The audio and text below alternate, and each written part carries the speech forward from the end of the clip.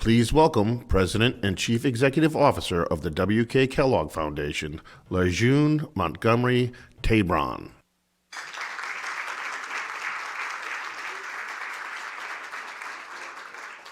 So good morning, everyone. It's great to be here with you this morning, and we're going to have a great conversation today, a very important conversation. But before I get started, how many of you were in this room and heard Van Jones speak? I just thought he was awesome, one of those awesome people that he spoke of. And many times people come up and say, boy, I hate to have followed Van Jones. I am so happy I am following Van Jones because his message will resonate throughout this particular conversation. He spoke a lot about bringing people together. He spoke a lot about action and how you make change and you make change happen through people. And this panel will talk about how change is happening. And we're going to share with you some awesome people who are making change happen throughout the state of Michigan. So I hope you enjoyed the video. I didn't need to remind any of you of this pandemic that we have been continuing to navigate for several years. And what we wanted to share with you is that there are many pandemics going on in our nation. Start this session, particularly as I start this session as the president and CEO of the W.K. Kellogg Foundation, whose North Star is about children and knowing that children are at the heart of everything we do. I just want to acknowledge our children who lost their lives in Uvalde and acknowledge the action that we must take to protect our children and bring safety to our children as they navigate normal lives in this nation. And I hope by the end of this session and the end of this time up here on Mackinac, that together we can determine what's needed for children to thrive. And that's action on the ground, and that's policy as well. And I'm hoping, as Van spoke about, that we can come together and build the type of policies that protect our young children as they go through their daily lives. And as I said to my team, children can't vote, unfortunately, because I know what they would vote for. But what we have to do is put the children in our hands and do what's right to protect them. So I thank you all for that. And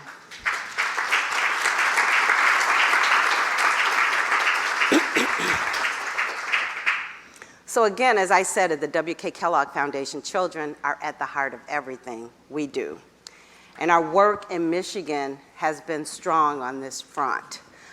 For the past 30 years, we've invested over $1.6 billion in this state for children, families, and communities. We believe that for children to thrive, their families have to be able to support them and take care of them, which means their family members need access to employment opportunities. And our children need access to health care, to education. And more importantly, we all need racial equality so that the opportunities are equal. Because we've seen through this pandemic what inequality can do for a state, for a nation. We must begin to narrow the gaps of inequalities in our state. And what we know is when we do that, it improves the lives for all of us. And that is our work behind the W.K. Kellogg Foundation. And we know that that work is work on the ground, but it's also work about systems and transforming systems so that they are more equitable. And our conversation this morning will be about great leaders across the state who are doing just that, who are leading in the action of removing barriers for people and families. We spoke about essential workers during the pandemic. And the definition of an essential worker became very clear to us. And we saw how much we needed them and how they are essential to our lives. And yet, when you look at those essential workers, many of them were people of color with less benefits and less access to greater opportunities. But now we understand that, and I think our work ahead must be to protect all workers and to allow every person to access their own pathway toward employment and vitality. And at the Kellogg Foundation, we look at that in 3 ways. One, we look at workforce development. We also look at removing barriers for people who are pursuing opportunities and need wraparound support in this regard. And we also look at entrepreneurship and how you build pathways of wealth and prosperity for people as they pursue their dreams. And what you'll hear today from these wonderful women, and it happens to be a Power Women panel today, but what you'll hear from them is how they have taken this on in their communities. And what we believe is at the end of the day, it's leadership that makes all of this happen. It's us, it's people. Systems do not materialize in and of themselves. They're created by people. And they're also transformed by people, and you'll see the type of transformation that's happening throughout the state. So with no further ado, I am honored to present our panelists. And first, I'd like to present, and please come up as I say your name, Cheryl Bergman. Cheryl is the CEO of Michigan Women's Commission. Cheryl was appointed by Governor Whitmer to this role in 2019 and works every day to talk to women in our state about their need to thrive. She and the Women's Commission have instituted an innovative program to support affordable, quality childcare for Michigan's families called TriShare. I'm so excited for you to hear about the work that Cheryl is doing. Cheryl Bergman.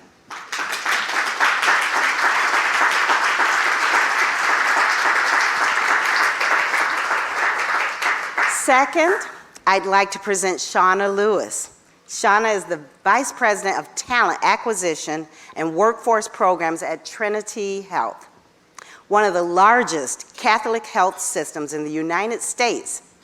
And Shana has worked at the forefront of 2 exciting workforce support programs in Grand Rapids, one called Higher Reach and the second called Rise Up. They both have created outstanding results for workers and employers, and I'm looking forward for you to hear more from Shana. Thank you, Shana.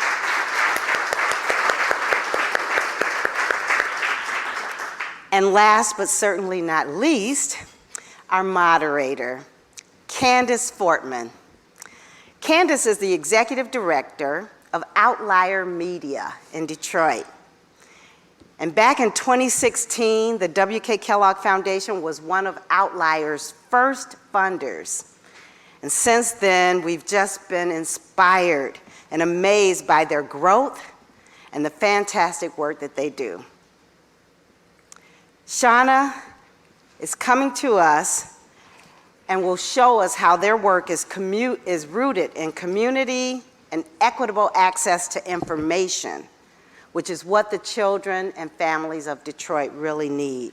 So Candice, I will turn it over to you to moderate this conversation, and I will join the panel as well. So thank you all for engaging with us in this very important conversation. Thank you.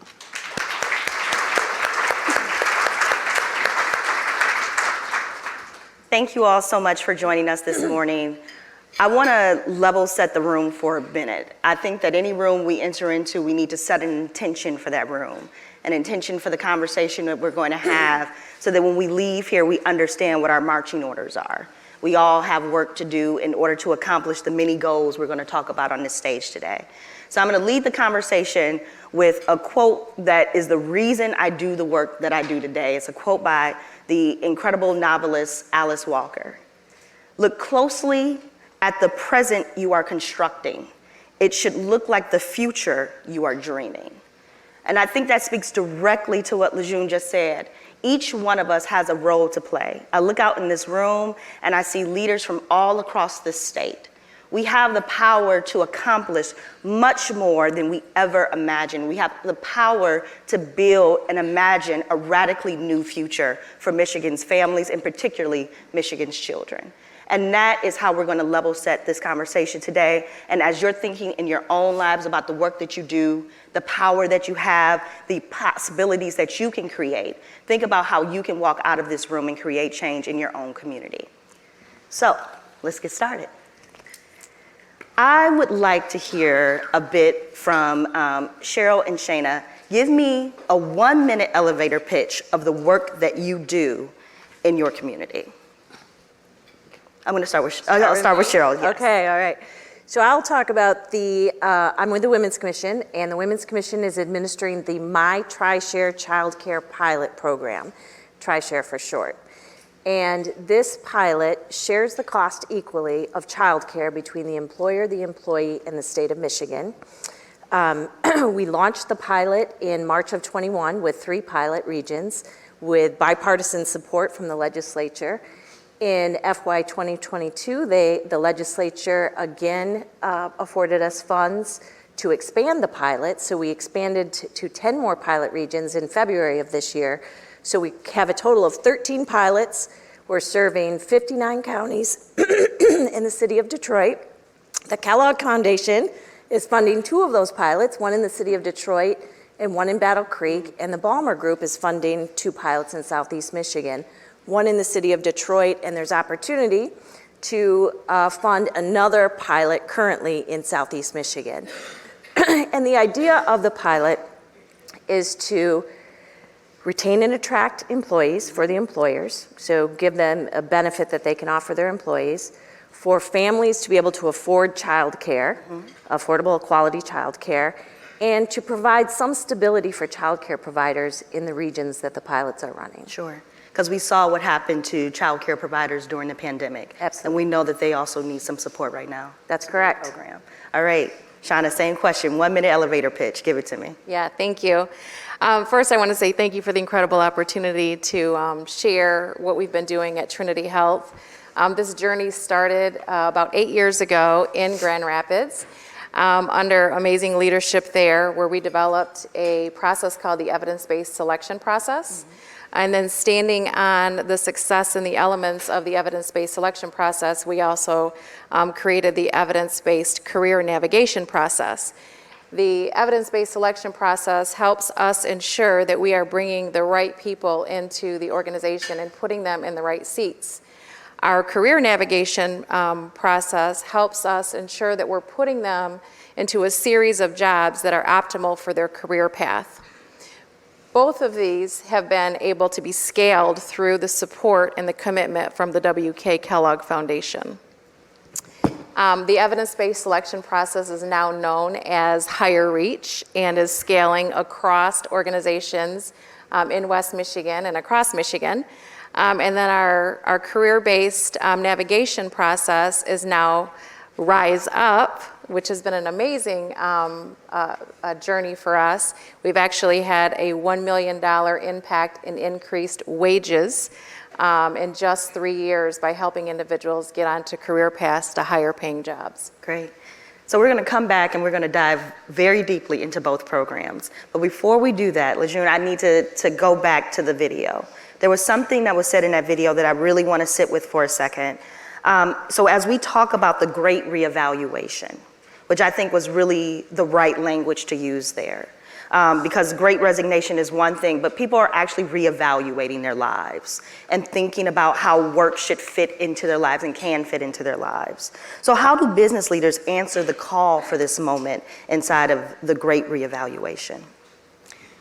Well, you know, there should be a reevaluation, first of all. And as employers, I think it's very important for us to think about the value proposition that we give to our employees and the value proposition that we contribute to society.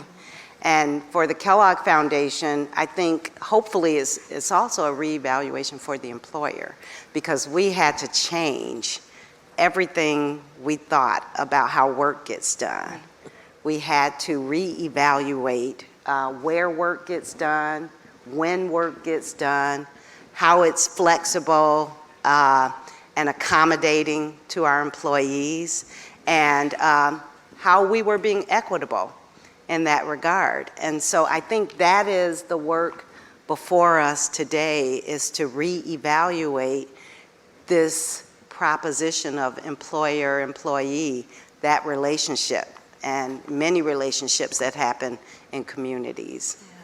How, for those who have boards, they need to make the case to leadership that they need to make the case to, how do you make that case? How do you have that conversation about radical change? You know, not these small incremental changes, because that's not what folks are asking us for. They're asking us for big changes. Well, you know how they say never let a crisis go to waste. We have lived through this crisis, and it was compelling in that moment. And for us, you know, the doors closed, and we needed to continue to do work. And so technology and access was critical for us. But then we had to think about all of our grantees and whether they had the same access we had to continue work. And so what we had to do at the Kellogg Foundation is think about how do we deploy resources into community. And the way we did that was we issued a social bond of $300 million because we saw our grantees were not accessing any PPP loans. Right. So we said, if they can't access the money, we can, so let's access it and give it to them. So we accessed a social bond of $300 million, distributed all over the past 2 years so that they could have access to technology and broadband and what they needed to keep their doors open. Right.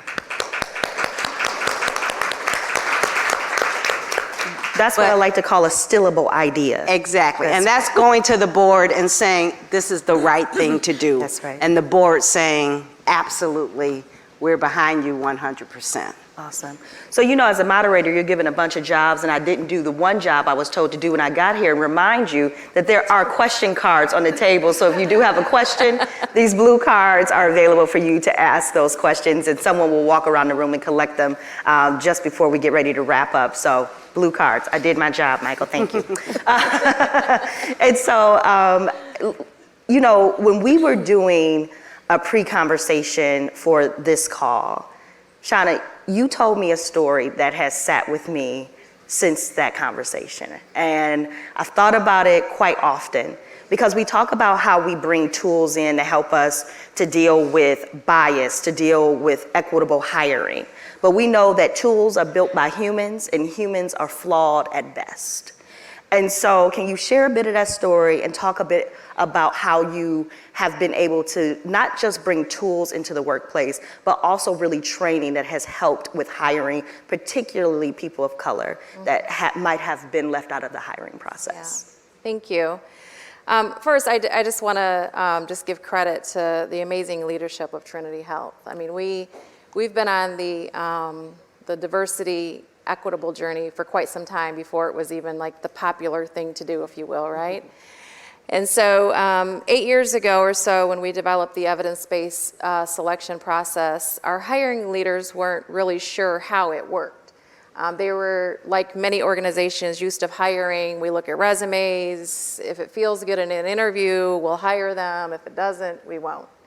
The evidence-based selection process helps us put tools, assessments, data behind the individuals that we're hiring. We do this before we send them to the hiring managers. So we already know the candidates that we're sending to our hiring managers are a fit for our organization in some way. At that time, I had just started working 6 months new with Trinity Health, so still trying to stay in the honeymoon stage and Trying to figure out how to get in your email. trying to figure out how to get in my email and make an impact. And we had someone that was just coming out of retail. She wanted to be a nurse in the worst way, had just finished her nursing assistant training program, single mom, happened to be African American. And we have a rating system with the candidates that we hired, and she came out a 4.5 star out of 5 candidates that she should be working for us. So we sent her to several interviews with several different nursing leaders, and she wasn't getting hired. And so when we would go back to the nursing leaders for feedback, they would say, well, she's worked in retail. We don't know if she can relate to the patients. She's been in management. How is she going to take having to work under someone else? And I'm thinking, well, I don't know anybody that doesn't have a boss, right, that we have to report to. So I had the pleasure of picking up the phone and calling our chief nursing officer and asking for her help because we had evidence that this person, we had data that supported that this person belonged in our organization. And again, she had gone through several interviews and been declined. And so our chief nursing officer said, you know what, send her back through an interview. Let me take a look at her. We hired her. Several years later, she is now an ICU nurse for us. And she helped us get through this pandemic as an ICU nurse. And we wouldn't have had, our talent acquisition team or myself wouldn't have had the confidence to say this is the right person for our organization had we not had the evidence-based selection process, now known as Higher Reach, that's being scaled to other organizations. Sure. I'm going to tell you, as someone who sold kids' shoes at JCPenney, nothing prepared me for the job I have more than that job. So never overlook the skills that retail can teach us all over the board. Cheryl, I'm going to move to you. We have been in a moment. How has the workforce forever been changed? And how has it particularly impacted women and families in our state? Well, since February of 2020 to the December of 2021, nearly 300,000 women have left the workforce entirely in the state of Michigan. And nationally, mothers with children 13 and younger are still not employed where they were pre-pandemic. So there's work to do there. And a lot of it correlates directly, obviously to the child care issue. And in late 2019 and early 2020, the Women's Commission traveled the state talking to women, asking what their priorities were. And everywhere we went, didn't matter where we went, it was economic security issues. It was paid leave, pay equity, pathway to higher wage jobs. And at the top of the list everywhere we went was affordable, accessible childcare. And this was before the pandemic hit. So there is absolutely nothing good about the pandemic. However, it did illuminate the issue of childcare. And now our community leaders and our business leaders and our policymakers are talking about childcare as an economic driver, not just as a family decision. That's right. So that's the good news about it. And it's helping families. The TriShare, that's one of the reasons why TriShare is a solution, is a part of the solution for the child care issue. And it is helping some families right now. For example, there's a couple in Traverse City who because they enrolled in TriShare, they were able to save enough money for their first down payment on a home. Until then, they'd been living with their parents or in military housing with their child. And so it's working. It's helping families right now. About a month or so ago, I was reading the 19th, which is a national nonprofit newsroom focused on women's policy and issues. And in that reporting, I saw something that made me stop in my tracks. They did a search, they did a study of how many women in each state were working at $15 or less, or making $15 or less in each state. And in Michigan, 60% of women of color make less than $15 an hour. Lejeune, where do we go? What do we need to do? What do the folks in this room need to do to make sure that we can address that urgent need? And I want to start with the issue of childcare, because that is a fundamental, foundational issue for women as they are considering the opportunities that they have. And just to give you a live example, we have work happening in the city of Detroit, Hope Starts Here, which is about providing childcare for every child in the city of Detroit in the age range of 0 to 4. And before the pandemic, just as was stated, this was an issue. We were short 28,000 seats in the city of Detroit. Since the pandemic, that number has actually grown. It grew up to over 40,000. And now we are working it back down. And so that will require many actions to be able to provide that. But the partnership between employers, people in community, and funders, et cetera, is critical as we weave the systems back together to take care of our children. And as women reevaluated during this time period, many of them left the workforce in numbers, as you've stated. And I think what we have to do is be very accommodating, again, for women as they're thinking about their careers. At the Kellogg Foundation, when you think about, just access to breastfeeding, a way to be able to be a mother and an employee at the same time. Those types of accommodations are critical for women if they're going to feel as if they can balance the different requirements that they have for having that stable family, as well as providing and working and having a career. And I think those are the types of accommodations that employers have to think about in order for us to make sure that we have an environment where women can thrive. Yeah. And particularly women leadership. One thing that I'd like to point out is we're not just talking about getting women to $15 an hour. We're talking about getting women to the C-suite and letting them run organizations.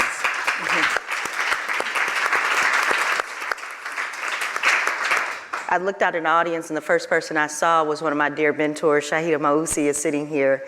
And we've talked often about women of color and leading for-profit organizations in particular, and about the very low rate of women of color who are able to get the funding needed in order to build organizations like the one she and many other women in this state have been able to build.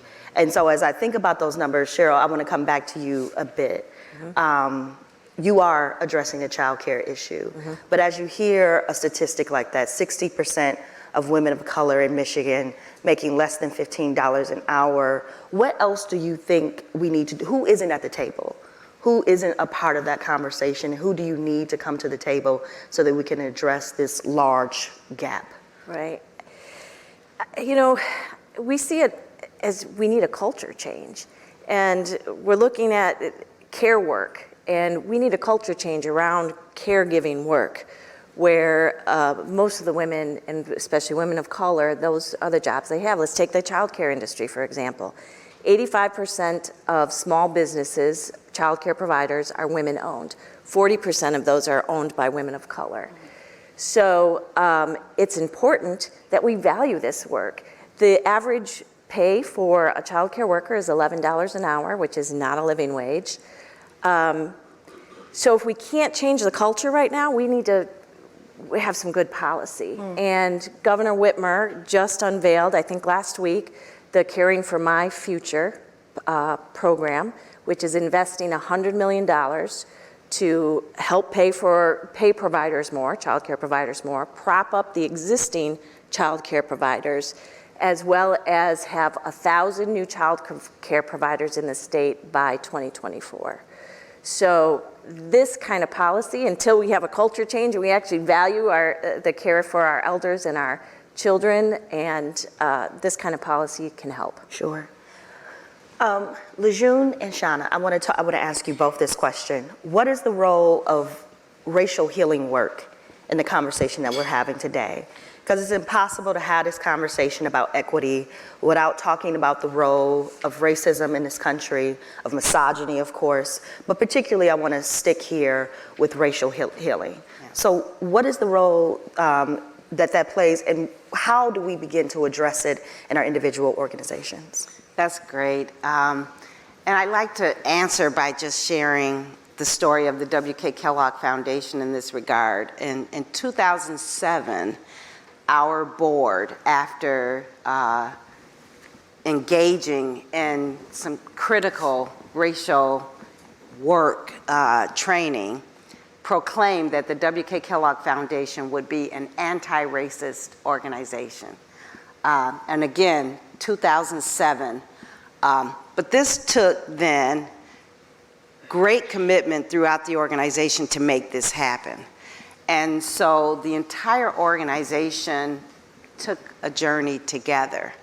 And it was about understanding what being an anti-racist organization means.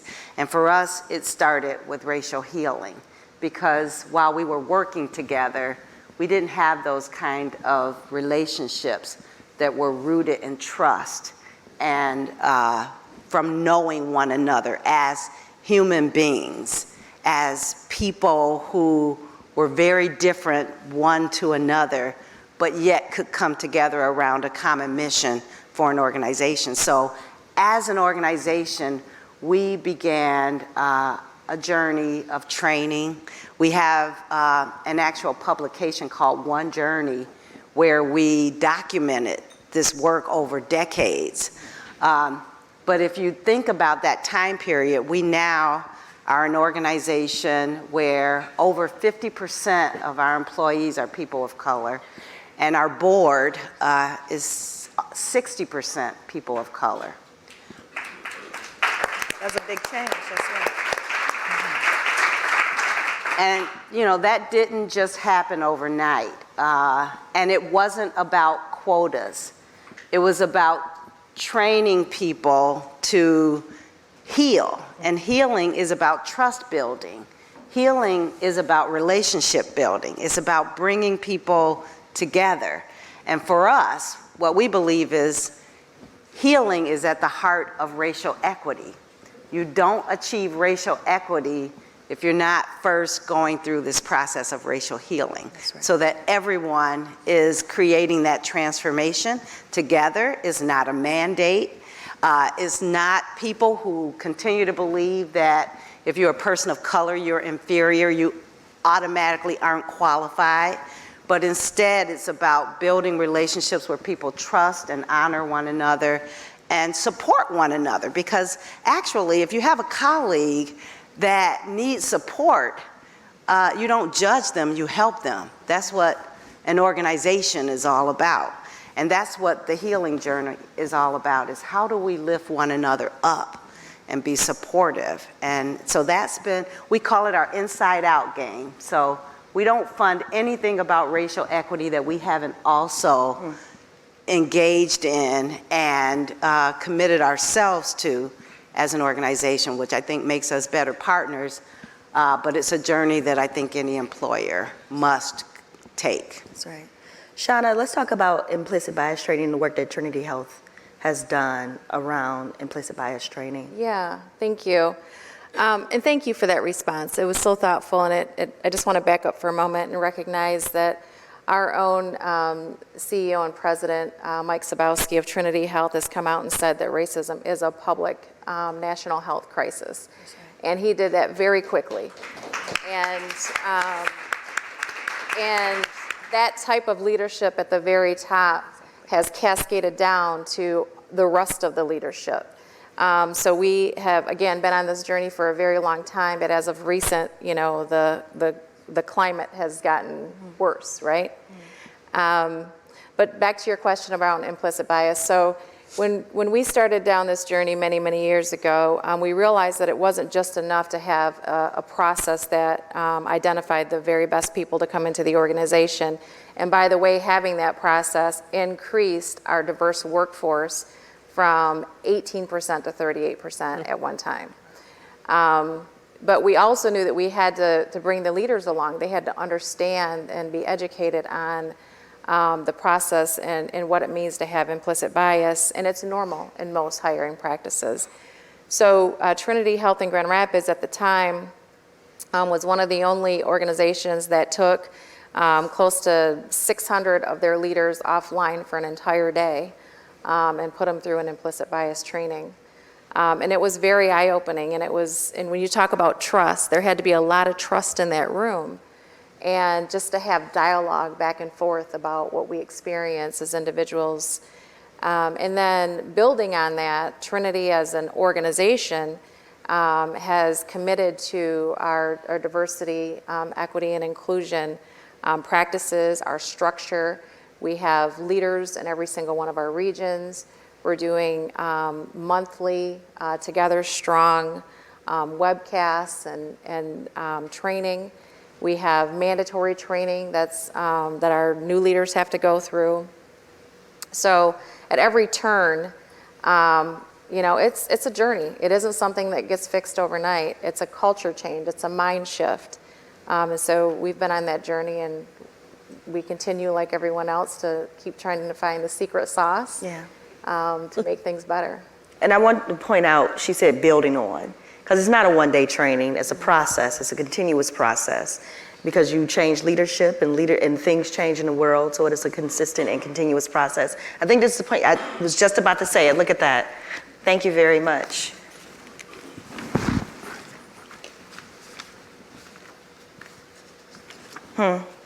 Okay. All right, so this is the point at which I have to remember how to read cursive, so here we go. I'm telling on myself here. Okay, so this is a question for each of you, and Cheryl, I'll start with you and we'll just go down the row here. So with so much focus on diversity, equity, and inclusion since George Floyd, how do each of you define equity, especially in the city of Detroit, where more than 77% of the residents are Black? So Cheryl, we'll start with you and go down. How do we define equity? Diversity, equity, and inclusion. Diversity, equity, and inclusion. Opportunity for everybody, and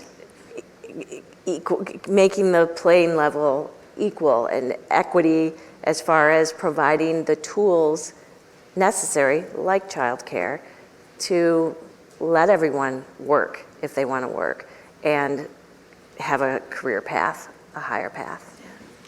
Shana? Yeah. So I look at it two ways, and I've this is how I kind of measure the success of some of the programs that I've been able to influence and help lead. One is, how many diverse participants do we have? How many diverse individuals are we hiring? How many diverse participants do we have going through workforce development programs? And then what's the economic impact? What's the economic added value? Once they're entrusted to us as our colleagues, what are we doing with them to ensure that they have economic opportunities within our organization? And then what is that value? Going back to the program that the W.K. Kellogg Foundation is funding for us, Rise Up, just in 3 years, we've been able to have over $1 million economic impact in increased wages for individuals. And so for myself and for the programs that we're leading around workforce development, those are the two main areas that we look at, is the participation of diverse individuals and then the economic value that we're adding to their lives. Sure. Alicia. And I want to say I love that question because it said, in Detroit, where there's almost 80% people of color, what does racial equity mean? And I think it's important to, first of all, the fundamental definition is that everyone should have an opportunity to thrive regardless of their skin color, of their zip code, of their physical attributes, etc. So we believe that this is a very expansive definition, and it means that all people should not be predetermined based on physical traits. But when you look at a city of Detroit, you also have to think about structural racism and how structural racism works in that community. And when I say structural racism, is things like housing policy, is things like mass incarceration, and how does policing work in a community. And unfortunately, in the city of Detroit, what you find is some of these structures and systems have disadvantaged some people and advantaged others. And so you may say, what's at work in the city of Detroit? It's definitely not racism from one person to the other. It's systemic racism. It's how our people denied access to opportunities systemically, and that's why it's perpetual. The system is actually working to produce the exact result that it was intended to produce. And that's what we're trying to break down and transform. It's looking at what policies are producing these results repeatedly, and how do we change those so that people do have real opportunities to thrive. So that's what we think about when we look at racial equity, particularly in a city like Detroit, where the disparities track by demographic and color very specifically is correlated, and we want to prevent that from happening in the future. That's right. I think if anybody reads the census data, which you should, you can see exactly what you're talking about. It is right in the data. The data is telling the story very directly. Shana, this question is actually, I believe, addressed directly to you. Can you describe the evidence-based hiring selection process in more detail? And what evidence was gathered? And then how did you collect the evidence? And I would be happy to talk to anyone offline as well and introduce them to the Higher Reach program so that they can learn more. But really, at the essence of it, we're using structured interview guides every time so that we are being consistent in our interviewing process. We're using assessments that are measuring an individual's competency to do the job, and not look at them and say, oh, they've worked in retail, so they can't possibly take care of patients. And then we're looking at the different personality traits that also fit the different jobs and how they'll be successful in that role. And then we have a system that actually will say, based on the data that we're putting in, this is a 3-star candidate, this is a 4-star candidate, 5-star candidate, whatever that might be. And we can go back and look at where the candidates may be lagging at a little bit. And oftentimes, if we say, well, candidates come out and they're like, oh, this is a 3-star candidate, we stop, we pause, and we say, that doesn't mean we're not going to hire them. We just need to understand why they're a 3-star candidate and where they might fit differently in the organization. And so it's actually helped us move individuals into other jobs that they wouldn't have considered by saying, hey, have you thought about this role or this type of role? So that's basically how we're using it. And then our hiring leaders can have the confidence that talent acquisition has done their job as talent partners and identifying and bringing forth the right candidates for them to interview for those particular roles. Sure. But I know that the WK Kellogg Foundation would be thrilled to talk to anyone that would be interested in the Higher Reach program. Great. It's definitely action, right? Things are working. That's right. So a question again for each of you, and Cheryl, I'm going to start with you. Give me one lesson you learned as a leader during the pandemic. I was amazed that how well working remotely and how quickly we came around to working remotely and how things still got done, and just getting on top of the technology and making that happen. I think that was something that really hit home for me. And it's great for women because we need that flexibility, and it's these flexible schedules and the ability to work from home, I think is a huge bonus for women. Yeah. Shana? Well, first I want to start off by saying that the pandemic really just expedited a shifting market, right? The market had already started to shift. We had already started to see workforce tightening. We've started to see that there's only one graduation for every 2 retirements.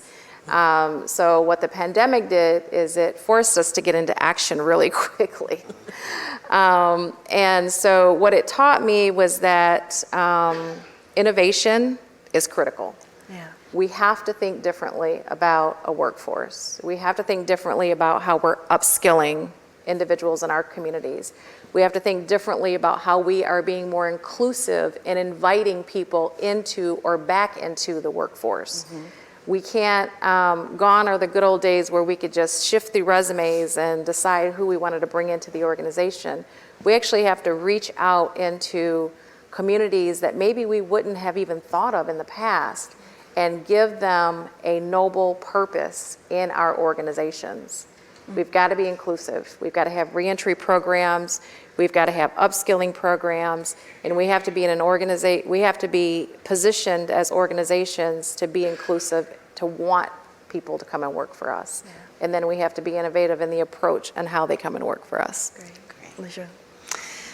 And I would echo what's already been said, but just to add one more piece to this, it made me think about shared fate.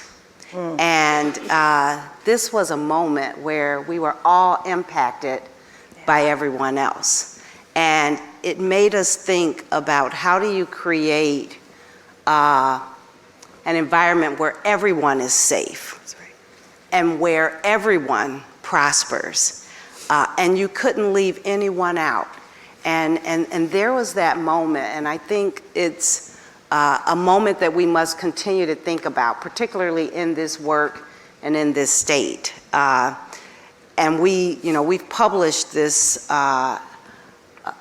piece of research called The Business Case for Racial Equity. And it's about shared fate. It says that if all of us in our state would make sure that every person had an opportunity to thrive and could live within their own capabilities, that we would actually create $92 billion of GDP for the state of Michigan by 2050 by including everyone and making sure that we're not leaving anyone behind.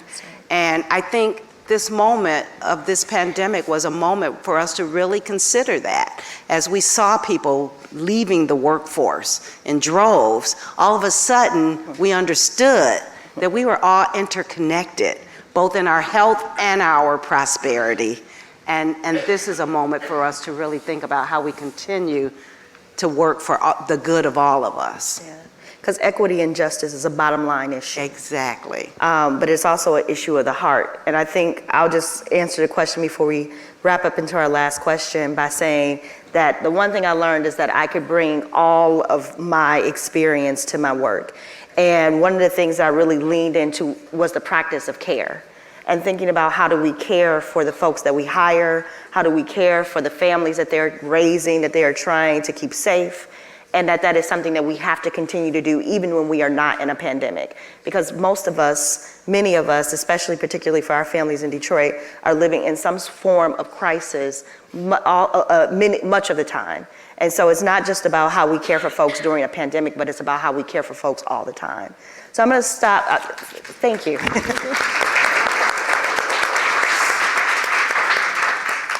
So as we wrap up our conversation today, Lejeune, I have one final question for you, and it's for this room. So this is the one part where if you have not been paying attention, you must pay attention now. This is it. So what is your call to action for the folks in this room? And then what can they do tomorrow as they walk into their work to take action to better support the workforce? And then, of course, I will ask the most important question I'm sure many people in this room want to know. What are the resources that the W.K. Kellogg Foundation can assist them with in getting to that work? Great. Okay. Well, ears on. This is it, folks. as I said as we began this conversation, we wanted this to be about action. This wasn't just a conversation. This was to to really think about what can we do, each and every one of us as leaders. And so we think this is a moment now to act, right? We've all been through this experience that I think has allowed us all to grow and understand one another. And so as we think about this being our moment, there are some things that we can do. First of all, we can work better together. And again, that's why I said I was so happy to follow Van Jones as he talked about how we can work together. No matter who we are and what we believe, we can work together across the aisles and across the sectors. And what we really want to do is to begin that conversation in this space of healing, in a space of love. How do we connect with one another and respect one another for what we bring to the table, respecting our individual truths, and our love for our communities, and our love for the people and children and families in the communities. So we can do that. We can begin to just connect and talk to one another. We also want to talk a little bit about this concept of healing. And some people, think it's soft. And as I said earlier, it's actually the hard work, connecting with another person and thinking about how you understand and respect the differences that they bring together, but also then to think about how you work together within that. And then we also think there are some policy opportunities out there that we all should reflect upon. The one that you've heard about is early learning and education. And we believe that we can increase the number of children who are served by the Michigan's Great Start Readiness Program. And we want to be able to help prepare the state's youngest residents for academic success and economic outcomes. But we have to remove the barriers that our working families and children have. And at the core of that is access to the earliest form of development. So there are policies that speak to the issue of early learning and education that we should pay very close attention to. We also want to respect what works already. And we know that the Earned Income Tax Credit works for people and children.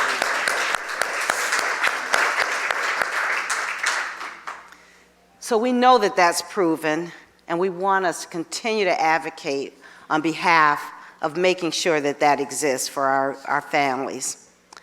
And then finally, as ARPA dollars are being deployed, we must make sure that the funds are deployed in a way that create equitable opportunities for access and success. We've said that.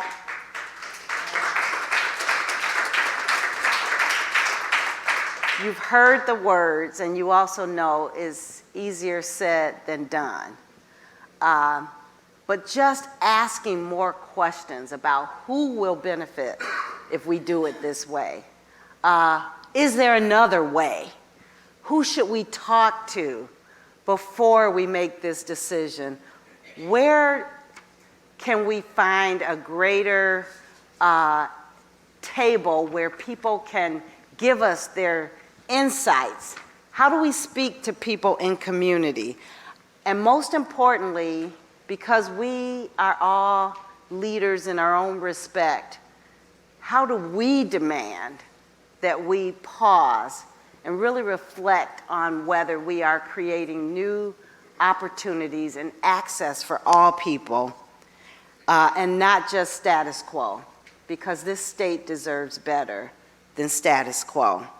So we want to commit to making sure that we seize this moment for our children and families of Michigan. And as I said before, it behooves all of us to do so because it helps all of us. And finally,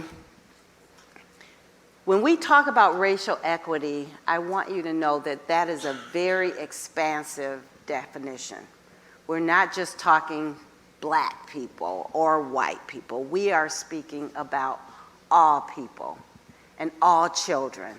And we want all children, regardless of who they love, regardless of their religion, their race, to be able to feel that this world is here for them and the opportunities exist for them. And so with that, I just want you to leave this room knowing that we all have a moment. And it's a moment where we can act to transform what we see as a future for children. And our moment is now. So thank you, and please engage as the leader as you are to make sure that tomorrow is different for children than yesterday. Thank you.